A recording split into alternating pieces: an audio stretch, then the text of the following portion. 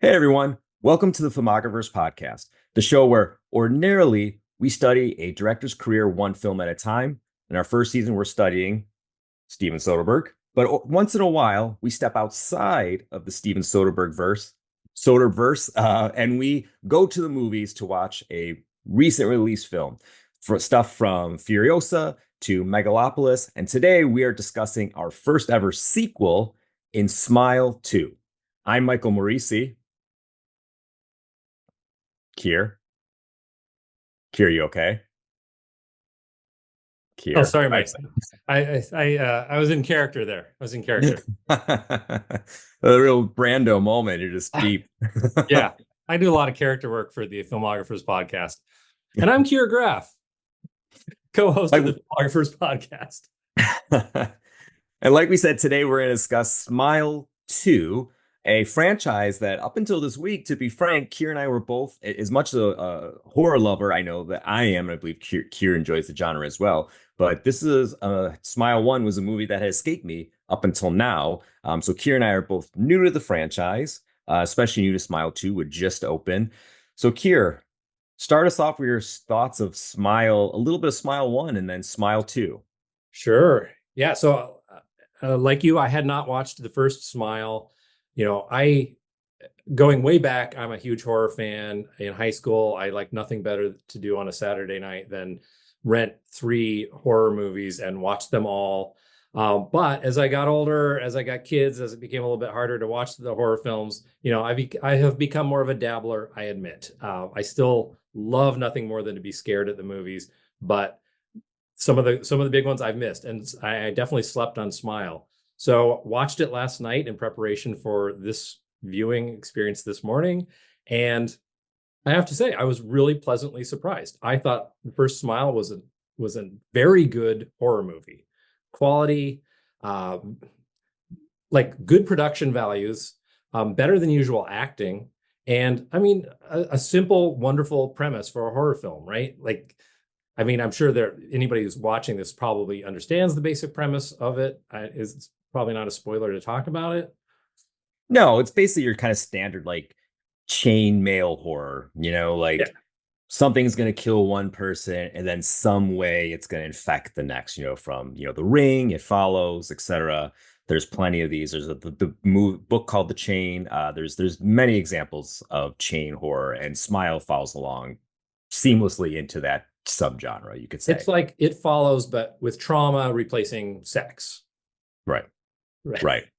Which was an Yeah. interesting thing about it, and it felt like it made it really topical. I have to say, I don't know. I feel like the discussion of trauma in our society, is I don't know. That's a whole nother podcast in its way, and that it almost uh, towards the end of the first Smile, I almost felt like it was veering onto territory that like I didn't want it to go into because it was just such an effective scare machine. But I think that they stuck the landing. I think it was a really, really intriguing movie, and obviously ended with sequel potential. And you know, this movie, Smile 2, something that I actually love in a sequel, like picks up right where the last one ends. I mean, a few days after the last one ends, and rockets us right into this new storyline. Yeah. Yeah. And by the way, Kier and I both want to mention we're going to do our best to dance around spoilers. Maybe you pick up the clues of what we're saying and pick up some pieces and figure things out. And we apologize for that. But we are definitely going to do our best not to overtly reveal anything that happens in the movie, because in Smile 2, Smile 1 is free reign. Smile 2, there's some very surprising things that happen in Smile 2, pleasantly surprising. But yeah, I'm with you on Smile 1. I thought Smile 1, the first one, was interesting and fine. Like I said, it's a chain mail horror. It's this thing that I struggled with it is, I will be frank. While it does fit into that genre, chainmail is nothing new. I personally think that It Follows is, if not the best horror movie of this century, it's top three, up there with It's right up there. it's right up there. I mean, and this is kind of like the mainstream It Follows. It took like It Follows is doing some very, very interesting things about sex, especially about death. I think it's far more about death than it is about anything else. That just death is just inevitable. And when you're young, you feel like you're invincible and death isn't present. And it just takes a wrecking ball to that. And it's so stylish and so smart and so has such a great mood to it, just directed to perfection. I love It Follows. So seeing a movie that's like It Follows light, it's a little bit hard for me to digest in a way, which Smile kind of is. It is definitely playing in that same wheelhouse, and but doing it with a more popcorn sensibility. And you're right. Once you get into the trauma, especially in horror, like horror got into this. Like I said, I love horror. I'm always like just neck deep in horror, especially this time of year. For horror, for like a good 5, 6, maybe even more years. Trauma's always been part of it, but there was like this current of horror from like It Follows and like the Babadook and stuff like that. Through it's kind of petering out now, where it was just like trauma porn, basically, and it Mhm. was just like, what's the horror? Trauma? What kind? The Yeah. traumatic kind? You're like, and that was like, um, and that's what the movies were. Yeah. Hereditary was the best example of it, and then there was lesser examples of Man, I it. love Hereditary. Yeah, fantastic. So I kind of like that they took a more popcorny approach. Like at the end, like you said, they kind of almost went into this like, we're trying to be serious like Hereditary, and you kind of almost wish Yeah. they didn't. Like just Yeah. don't. But I still think Parker Finn, who I'm sure we're going to talk about a lot during the course of this episode, directs the hell out of it. Like it has great production value. It's great to see a horror movie, and I love Blumhouse, but Blumhouse is obviously doing their best to cut corners, and for good reason. Like they have a great model, and I love what they do.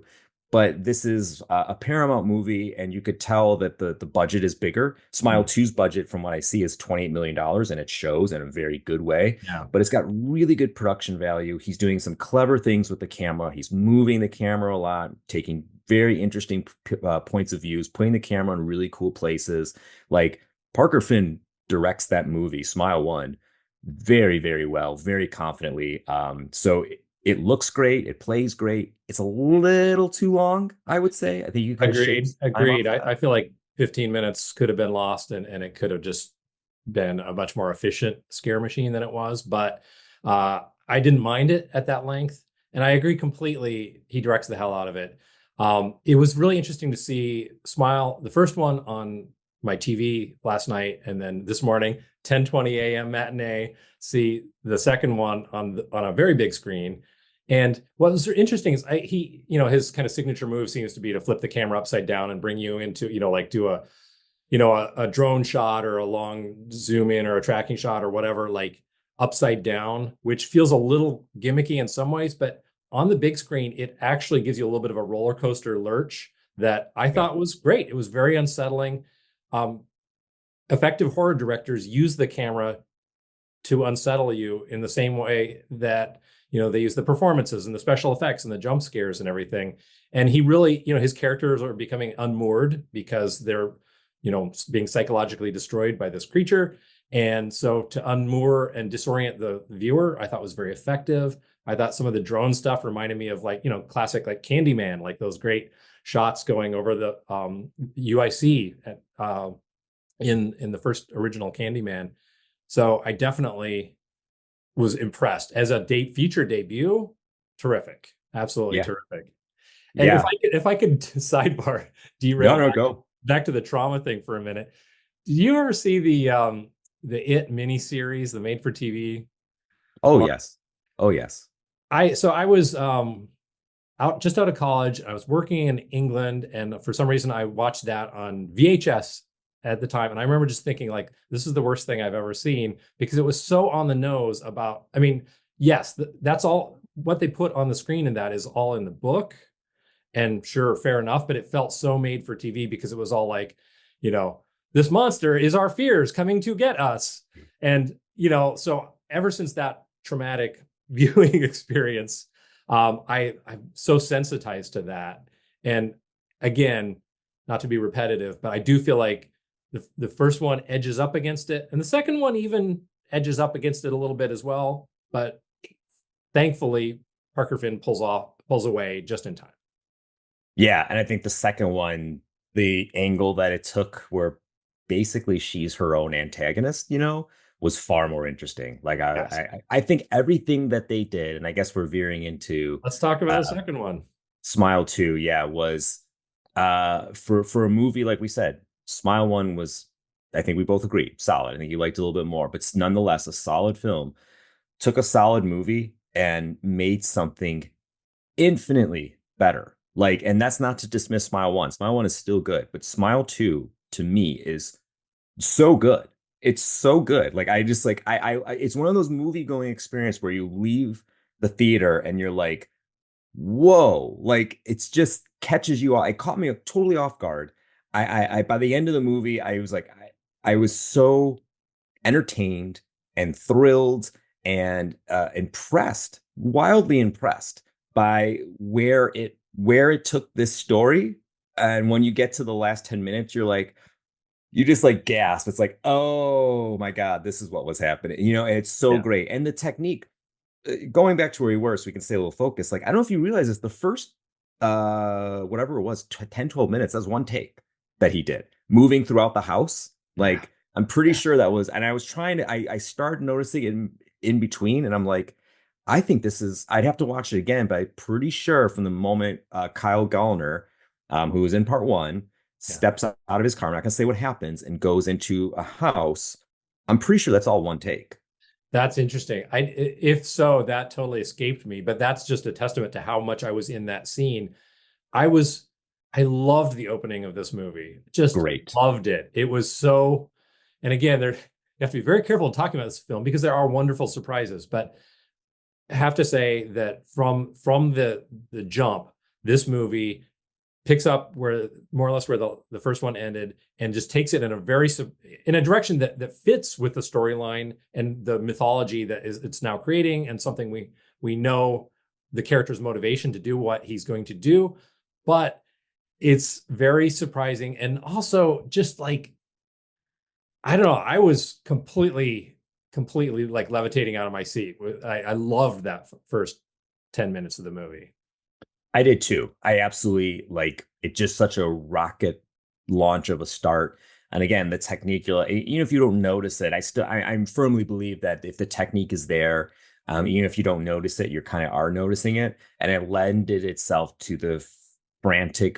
frantic start of the movie that like it was, if it was one take, it was clearly handheld, had to be handheld, and just moving through this house and outside, inside, and then what happens, and you pull back, and it's just, you're like, wow. And that's what, and we'll talk about this in various ways, but that's what grabbed me so much about this movie is that I walked away that with Parker Finn, who, hasn't done a ton. He's done shorts, and he did Smile, which, if people don't know, was like one of the first, not first, but early post-COVID hits. It was a movie that was originally going to go straight to streaming. And I think somebody at Paramount was like, we might have something here. Yeah. And they were right.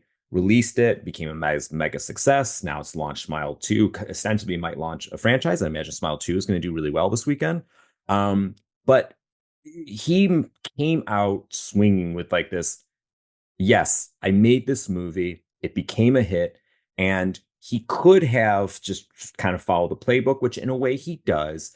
But there's just no safety. Like you can see him saying, game fucking on. Like, and he is going for it in everything that happens in this movie. And I was just like, you just have to applaud the effort. Like, I think sometimes I have a few small quibbles with the movie. Again, I think it was too long. 2 hours and 7 minutes is like That's a pushing it. long horror movie. It's pushing it, but like I'm fine with it ultimately. Like I just think it's so bold and so inventive and so creative and so fun and so thrilling that like by the end I was like, it was an exhilarating cinematic theatrical experience that like I can't recommend more. People, you should go see it in the theater. You should go see it with friends and just let it take you on this ride because there's people out there I'm sure who are like me, saw Smile, was, I know there's a lot of people like me who are like, it was fine, it was okay, it was pretty good. Trust me, Smile 2 is superior.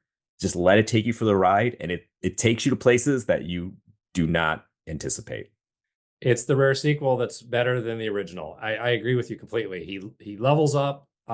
It is it's again, I did like the first one a lot. This one is better in almost every way. The performances in the first one were good. The performances in this one are much better. What's the star's name? Naomi Scott. She is terrific, absolutely terrific. She plays this Lady Gaga style star who's kind of got trying to make a redemption arc after. I don't think this is much of a spoiler.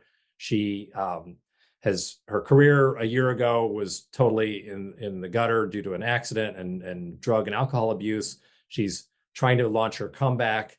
And so the stakes are massive, but also the exposure, which is really an interesting way to kind of like make the story bigger. There's more people watching this. There's more, if you've got a lead character who is losing their mind and they're in the public eye, wow. I just thought it also was a really interesting new milieu that I thought, I mean, I'm not part of any pop star's entourage, but I thought they captured it really convincingly, the kind of sycophants and the hangers on and the obligations and the psychological pressures of being a star.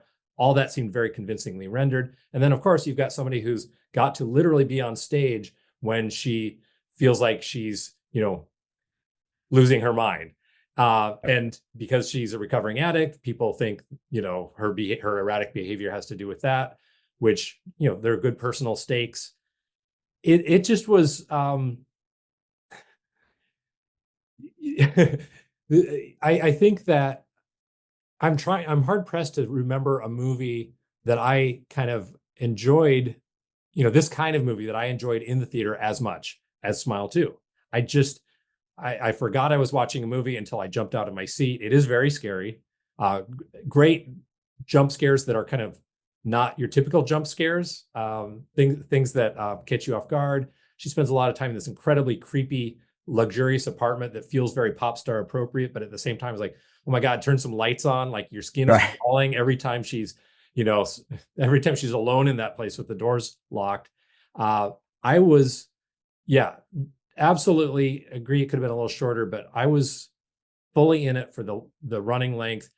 The family who gave their two kids the day off school and brought their young kids to the theater in front of me.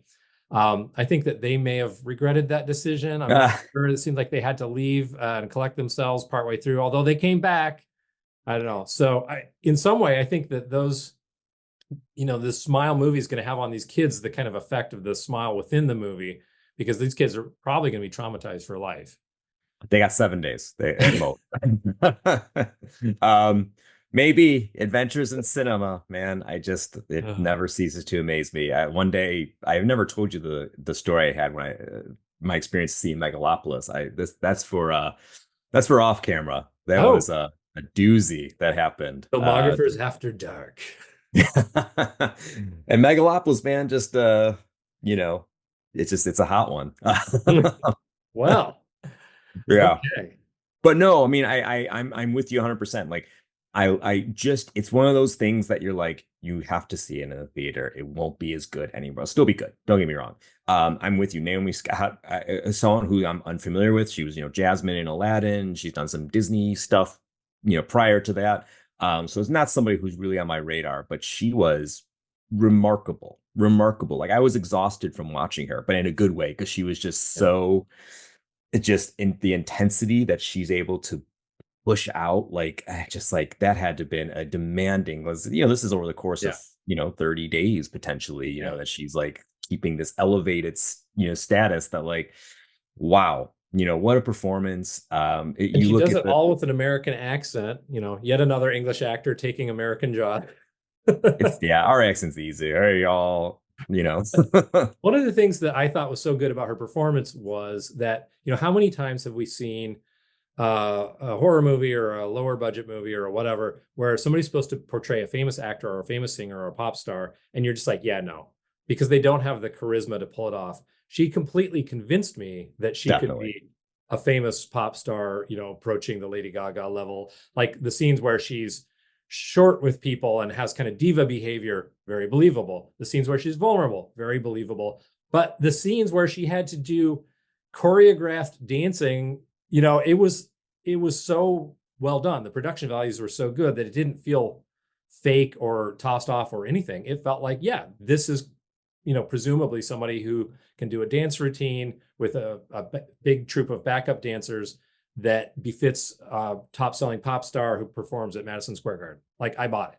I bought it totally too. I totally did. And I was apprehensive about the setup. I was like, anytime that somebody makes a movie about a writer or a celebrity, like I am always very apprehensive because I feel like there's a certain amount of like head up your own buttness, to it, that I'm just not interested in. That I being a writer, like I loathe movies about writers. Like you say like, oh, Jimmy's a writer returning home to reconcile with his family. I'm like, I've seen this movie a million times. I have zero interest in it whatsoever. Same thing with celebrity. It feels like so hard to relate and understand that life. But she being Naomi Scott, portrayed her character so humanly and so authentically and so richly that like, and like I said, the trauma of like basically self-loathing, it feels so real and so honest and so different that it just her performance, her charisma, her abilities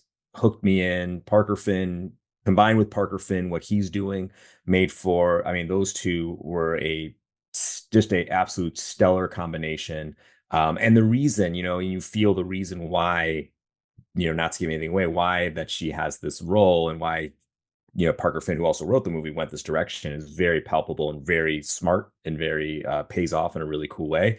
That like it's it's just magic. That alchemy, the two of them, what they bring, and the reason for why she plays this character is the alchemy is absolutely perfect, Yeah. and they both absolutely nail it, and it just makes for just an entertaining thrill ride. Yeah, she's the standout. I mean, and surrounded with a very capable supporting cast. Yeah, I thought one of the highlights was Lucas Gage as Louis Fragoli, the drug dealer. He's it's an we've a lot of actors would love to play somebody who's tripping balls and losing their mind, and we've seen this character before in different ways and different modulations. He dials it up to 11, and I thought it was super entertaining. The best friend character, what was Gemma. yeah, Um, Dylan Galula, I thought was like good. Like it's not amazing. She didn't have as much to do, but convincing friend for this kind of character, and actually gets a couple of kind of funny reaction shots and funny lines. Yeah, she was great. Jack Nicholson's son, in a very shining-ish performance, when he does the smile, he looks like Jack smiling in The Shining. So that was pretty, sorry if that is a spoiler, but like I, everyone knows Jack Nicholson's son is in this movie. I So that's mean, pretty cool. right, right, There's right. that moment. But like, yeah, there's the cast, everything about the movie is very solid. I think, like we said, there is it could have been trimmed down. There is, I feel like a yes and no. I can't, I have to be careful of like a little bit of narrative cheating going on where like Smile One adhered to some pretty believable rules. Like what you were seeing is what was happening. And if you saw something that it wasn't happening, it clued you into that, and then it showed you like what was happening, Yeah, so like they lined up pretty well with like the I guess you can call it the demonic fantasy, the parasite that was giving birth to this fantasy, making people see things that weren't real or experience things that weren't yeah. real. Smile One played it pretty consistently, and Smile Two gets a little fast and loose with those rules, a little, but not much. I mean, that's my only quibble, and it's the end product is so good that I ultimately just don't care. That was my quibble as well.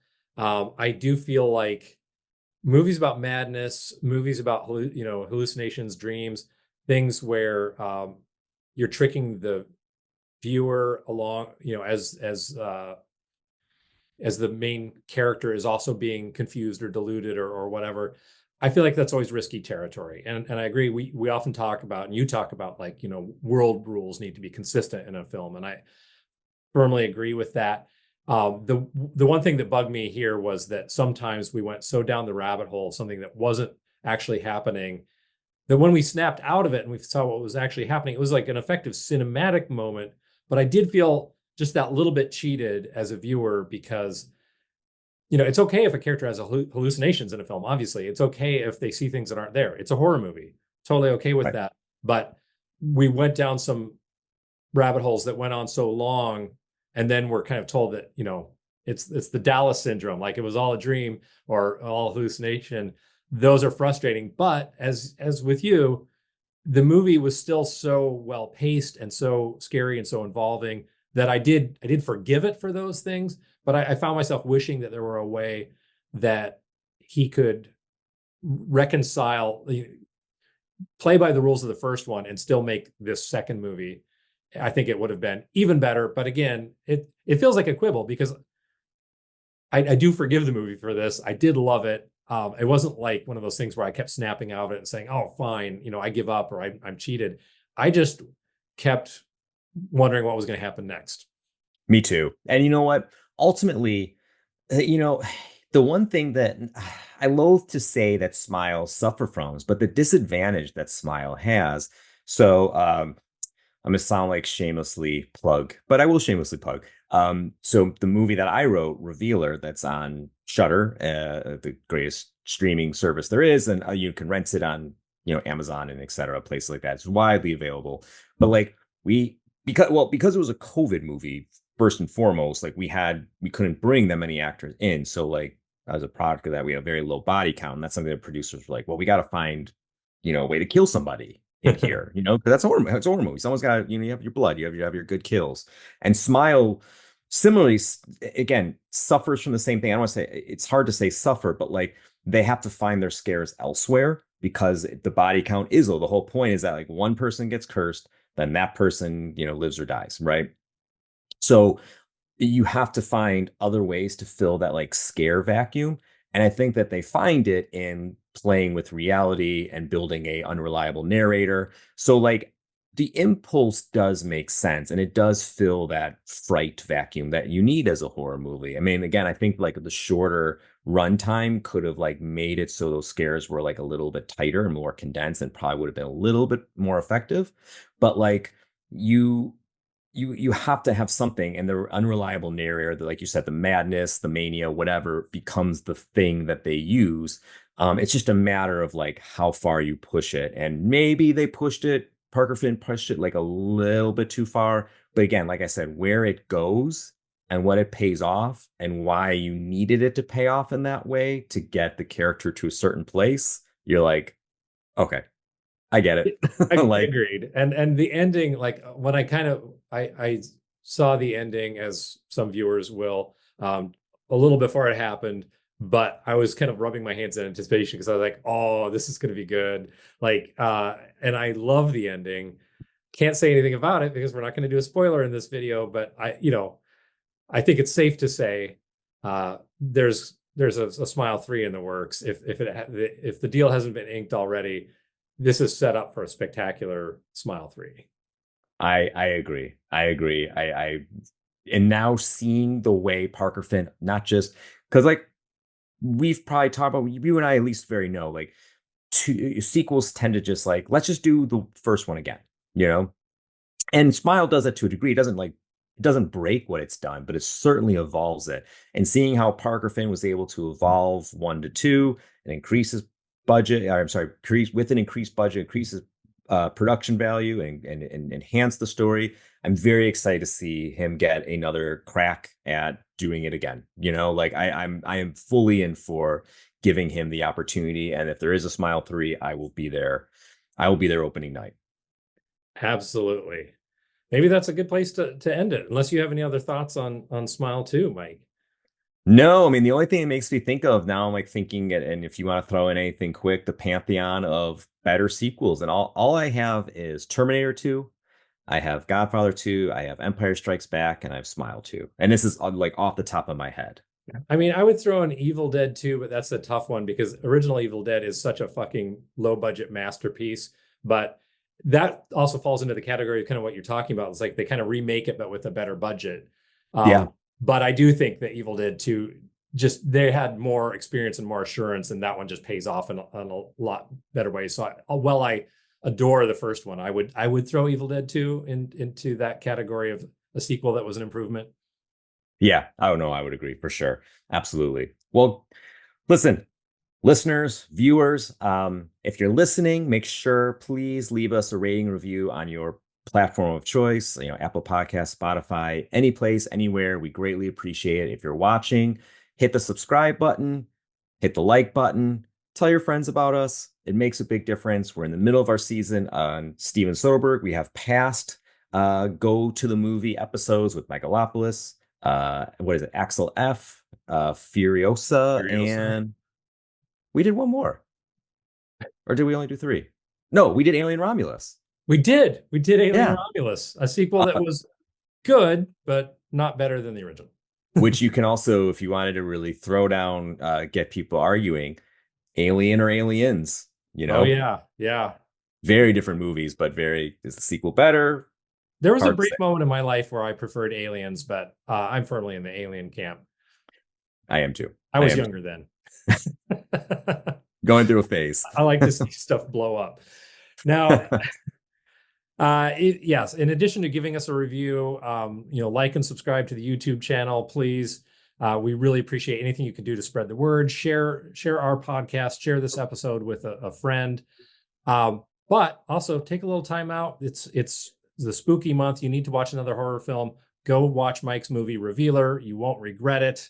I mean, you're listening to a podcast here by an actual filmmaker, not me. It's Mike.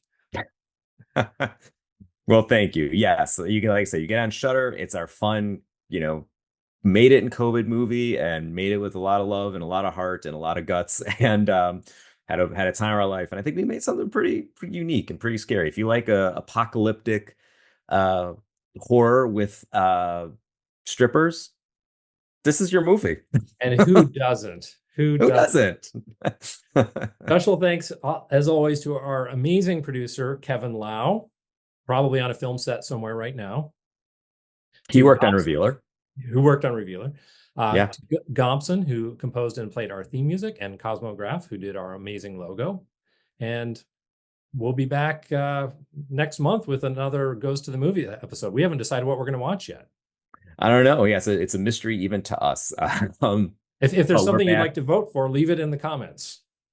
Yeah, that's a great idea. Yeah, please. What do we got coming up? Gladiator 2. I know Keir's looking forward to Wicked. I, I mean, yes, I'm humming to myself now. Yeah, I just saw the trailer for Gladiator for the first time today, actually, before Smile 2. And that's definitely a candidate. But if there's anything, it doesn't have to be a big budget film. It could be a little indie movie. If there's anything you'd like to see us go see and report on with these kind of quick reaction videos, let us know. Maybe we'll do it. yeah, absolutely. Yeah, and thanks for watching. Thanks for listening. And like I said, catch the Soderbergh collection that we have going, and we have Magic Mike coming soon. And now we have some magic here. Who's going to take us out?